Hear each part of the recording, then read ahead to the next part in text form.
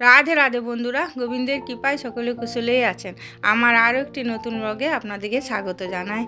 আর সকাল থেকে দুপুর অবধি আমি কি করলাম পুরোটাই আপনাদের সাথে শেয়ার করব, আপনারা আমার সাথে থাকুন। এই যে এখন চা হয়ে গেছে, আদা দিয়ে লিকার চা বানালাম। আর এই যে ওর বাবা রেডিও হয়ে গেছে, আপনার একবারে রিমুকে নিয়ে যাবে, রিমুকে স্কুলে ছেড়ে দিয়ে ওর বাবা ডিউটি চলে যাবে। আর আজকে আপনার টিফিন বানাতে হয় না, আজকে বাটার পাউরুটি রিমু নিয়ে যাবে। যে বাটারটাও গরম করে নিচ্ছি আর পাউরুটিটা আপনার গরম করে নিচ্ছি, এখন একটু লাগিয়ে আর এই যে টিফিন বাটির মধ্যে দিয়ে দেবো। আজকে ফল নেবে না বলছে। আর এদিকে রিমুসোনা এই যে রেডি হয়ে গেছে, আর রিমুসোনার টিফিনটা গুছিয়ে দিলাম। রিমুসোনা স্কুলে যাওয়ার পর আমি তো দুটো বিছানা তুলতে আমার তো অনেক সময় লাগে আপনার। আর আমার জন্য কটা পাউরুটি একবারই বাটার লাগিয়ে রেখে দিয়েছি, আমি স্নান করে তারপরেই খাবো আর কি, ঠাকুর নমস্কার করে। আর আজকে আমি পুজো দেবো না, মা পুজো দেবে বলছে। আর সবজিগুলো তার জন্য বার করে দিলাম মাকে, যে মা কেটে রেখে দেবে। আর সুজাতা এই দুদিন খুব তাড়াতাড়ি আপনার আসছে। দেখুন ঘরগুলো কি সুন্দর করে মুছেছে।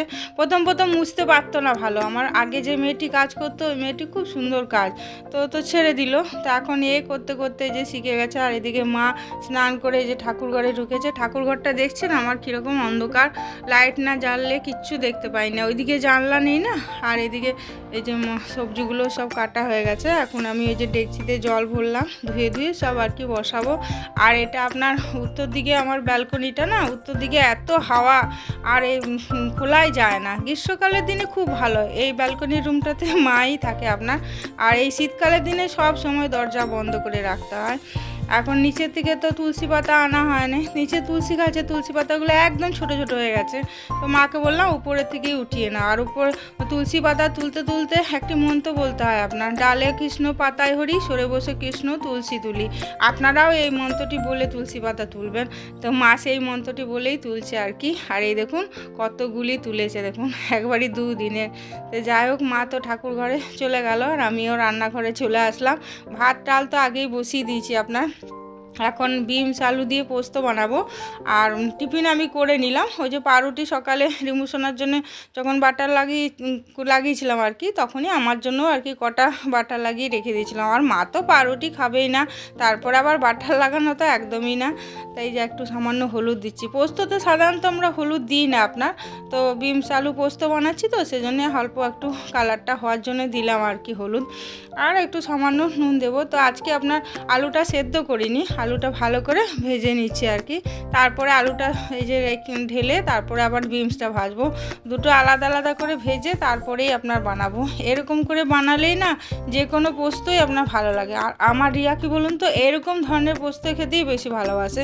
এখন একটু তেলের পরিমাণটা কম দিলাম, কারণ যেহেতু দুটোই ভাজা হয়ে গেছে না আমার তেলে, তার জন্য এখন একটু পরিমাণটা কমই দিলাম। এরকম ঝিঙে আলু পোস্ত যদি এরকম করে বানায় ও খাবে। বা যে কোনো পোস্ত, আপনি কুঁদরি আলু পোস্ত বলুন, ঢেঁড়স আলু পোস্ত বলুন। এই যে একটু সামান্য নুন দিলাম খালি, মিষ্টি আমরা তো সাধারণত দিই না পোস্ততে আপনার।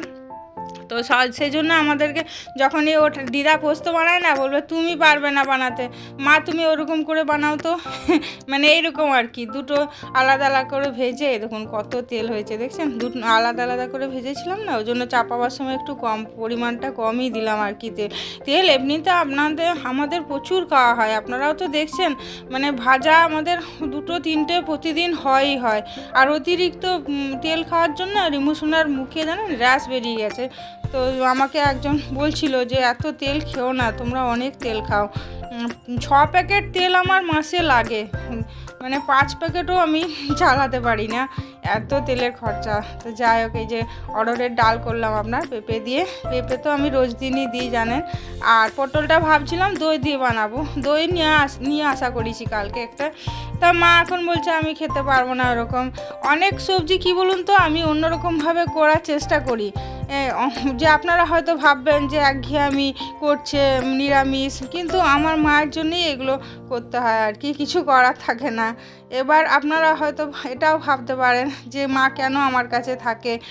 এটা কারণ কিছু নেই, মা আমার কাছে শান্তিতে থাকে এই জন্যেই আর কি। মানে এর বেশি আমি কিছু বলতে পারবো না, কারণ আমার ব্লগ তো ধরুন আমার রিলেটিভরা অনেকেই দেখে, তা আমি এর বেশি আর কিছু বলতে পারবো না। তবে আমার কাছে মা খুব শান্তিতেই থাকে। এই যে আমার সব রান্না হয়ে গেছে, এখন আমি সব টেবিলে নিয়ে চলে আসলাম। মানে অন্যরকমভাবে সব সবজি মানে সুন্দর করে করা যায়, এই পটল বলুন, যে কোনো সবজি, ফুলকপি বলুন, কিন্তু ওই জন্যই করতে পারি না, আরও একটু আলাদা রকম আলাদাভাবে আর কি। তো মা যখন বাড়ি যাবে তখন আমি আপনাদেরকে করে দেখাবো। তো জানি করতে মোটামুটি সবই, কিন্তু ওই যে বললাম করতে পারি না, তাহলে মা খেতে পাবে না।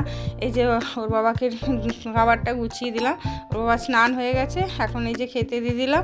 আর আজকে তো কী হয়েছে সেটা তো বুঝতেই পারছেন, বেগুন ভাজা, আলু ভাজা, অড়হরের ডাল, আর আপনার পটল আলুর তরকারি, আর এই বিমস আলু পোস্ত, আর চাটনি তো মানে শেষ পাতে আমার একটু না হলে কিছুতেই মন ভরে না।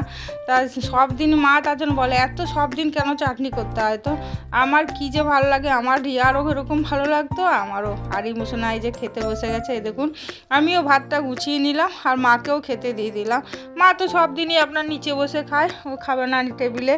আর আমি দেখুন 2টো লঙ্কা দিয়েছি, লঙ্কাগুলো কিন্তু অতটা ঝাল নেই, মানে যতটা পরিমাণে দেখতে সুন্দর ততটা পরিমাণে ঝাল নেই আর কি। আর আমার 2-3টে লঙ্কা একসাথে খাওয়া অভ্যেস আছে আপনার, সে রুটি বলুন, ভাতই বলুন, আর মুড়ি বলুন, সব কিছুতেই আমার একটু মানে লঙ্কাটা খাওয়ার অভ্যাস আছে। আর আজকে একটু আপনার ডাল নিচ্ছি, বেগুন ভাজাটা দিয়ে ডালটা দিয়ে খাবো আর কি। তো ডাল দিয়ে বেগুন ভাজা দিয়ে আমার খুব ভালো লাগে খেতে। এমনিতে ডাল আমি সহজে খাই না, কিন্তু বেগুন ভাজা থাকলে আপনার খাই আর কি। আর পোস্তটা খেতে খুব সুন্দর হয়েছিল, পটলটাও ভালো হয়েছিল। তো পটলের তরকারিতে একটু সামান্য আপনার গরম মশলা দিয়ে দিয়েছিলাম নামাবার সময়, তাহলে কি গন্ধটা একটু ভালো লাগবে আর কি। আর এদিকে আমার রিয়া তো আপনাদের আশীর্বাদে ভালোই আছে, খুব আনন্দে আছে, আর মন দিয়ে কাজ করছে। আসবে আপনার মে মাসে গ্রীষ্মের ছুটিতে আসবে আর কি, তার আগে আসতে পারবে না। তো খুব খারাপ লাগে যখন কিছু ভালো রান্না করি, মেয়েটার জন্য খুব মন খারাপ হয়। আর কি করব বলুন, ছাড়তে তো হবে। তো ঠিক আছে, তাহলে ব্লগটা আমি এখানেই শেষ করছি। ভালো থাকবেন, সুস্থ থাকবেন, আর সাবধানে তো অবশ্যই থাকবেন। যদি ভালো লাগে তাহলে একটা লাইক করে দেবেন, কেমন? হরে কৃষ্ণ।